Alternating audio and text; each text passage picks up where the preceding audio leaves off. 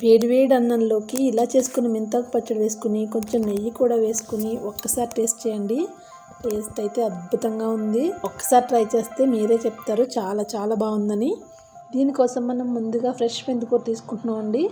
ఒకసారి ఈ మెంతికూరని చూసారా, 2-3 ఆకులు మాత్రమే వచ్చున్నాయి చూడండి. ఇలాంటి లేత మెంతికూరని మనం వంటల్లో వాడుకోవడం చాలా మంచిదండి. బాగా పెరిగిన మెంతికూర కంటే ఈ లేత మెంతాకులో పోషకాలు చాలా ఎక్కువ అండి. కాకపోతే దీనిలో కొంచెం ఫైబర్ తక్కువ ఉంటుంది. ఇప్పుడు ఈ మెంతాకు పచ్చడి ప్రిపేర్ చేయడానికి స్టవ్ వెలిగించి ప్యాన్ పెట్టుకుని కొంచెం ఆయిల్ వేసుకున్నాను. అలాగే 2 స్పూన్లు మినపప్పు వేసుకున్నాను. కొంచెం జీలకర్ర, ఆవాలు వేసుకున్నాను. ఎండుమిర్చి మన రుచికి సరిపడా, కారం తినగలిగేంత వేసుకోండి. కొంచెం కరివేపాకు కూడా వేసుకున్నాను. ఇప్పుడు ఈ పోపు అంతా బాగా ఫ్రై అయిన తర్వాత కడిగి పెట్టుకున్న మెంతికూరను తీసి అదే ప్యాన్లో వేసుకుంటున్నాను. ఇప్పుడు ఈ మెంతికూరను పోపుతో పాటు కొంచెం సేపు ఫ్రై చేసుకుందాం. చాలా లేత మెంతికూర కదా, ఈజీగా మగ్గిపోతుందండి. 2 మినిట్స్ చాలు, ఈజీగా మగ్గిపోతుంది. మెంతికూర ఫ్రై అయ్యేలోపు మనం టమాటాలు కట్ చేసుకుందాం అండి. పెద్దవైతే 2 టమాటాలు తీసుకోండి. నేనైతే చిన్నగా ఉన్నాయని 5 వరకు తీసుకుని కట్ చేసుకుంటున్నాను. ఈ రోటి పచ్చళ్ళ టేస్ట్ చాలా బాగుంటుంది, ఇంకా హెల్దీ కూడా. అందుకే వీటిని మనం డైలీ ఆహారంలో భాగం చేసుకోవాలండి. అన్ని రకాల రోటి పచ్చళ్ళు తినడం వలన మనకు ఫైబర్ పుష్కలంగా అందుతుంది. ఈ విధంగా చిన్నగా కట్ చేసుకున్న టమాటా ముక్కల్ని ఫ్రై అవుతున్న మెంతికూరలో వేసి మగ్గించుకోవాలి. ఆకుకూరల్ని పప్పులో వేసుకున్నామా, పచ్చడి చేసామా అని కాదండి, ఏదో ఒక రూపంలో మనం తప్పకుండా ఆహారంలో చేర్చుకోవాలి. ఇప్పుడు రుచికి సరిపడా సాల్ట్ వేసుకోవాలి, కొంచెం పసుపు వేసుకోవాలి. నేనైతే 1 స్పూన్ వరకు సాల్ట్ వేసుకుంటున్నానండి. అలాగే చిటికెడు పసుపు వేసుకున్నాను. ఒలిచి పెట్టుకున్న వెల్లుల్లి రెబ్బలు 5-6 వరకు తీసి వేసుకున్నాను.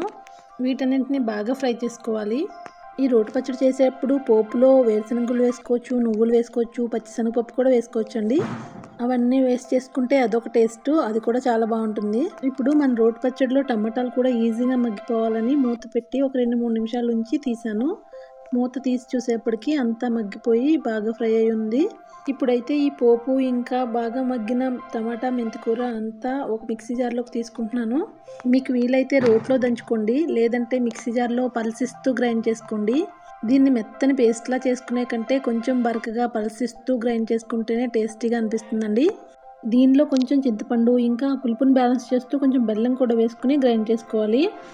నేను చింతపండు బెల్లం వేసిన క్లిప్ అయితే మిస్ అయిపోయింది. మీరు తప్పకుండా వేసుకుని గ్రైండ్ చేసుకోండి. అంతేనండి, ఇంత ఈజీగా సింపుల్గా మన మెంతాకు పచ్చడి చాలా టేస్టీగా రెడీ అయిపోయింది.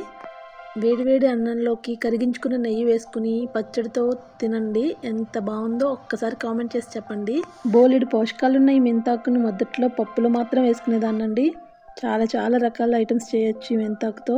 గ్రేవీ కర్రీస్లో వేసుకోవచ్చు, చాలా బాగుంటుంది. ఈ మెంతాకు పచ్చడి అయితే అద్భుతంగా ఉంటుంది. ఇలా పచ్చడి రూపంలో అయితే మెంతాకు క్వాంటిటీ కూడా ఎక్కువ వెళ్తుందండి.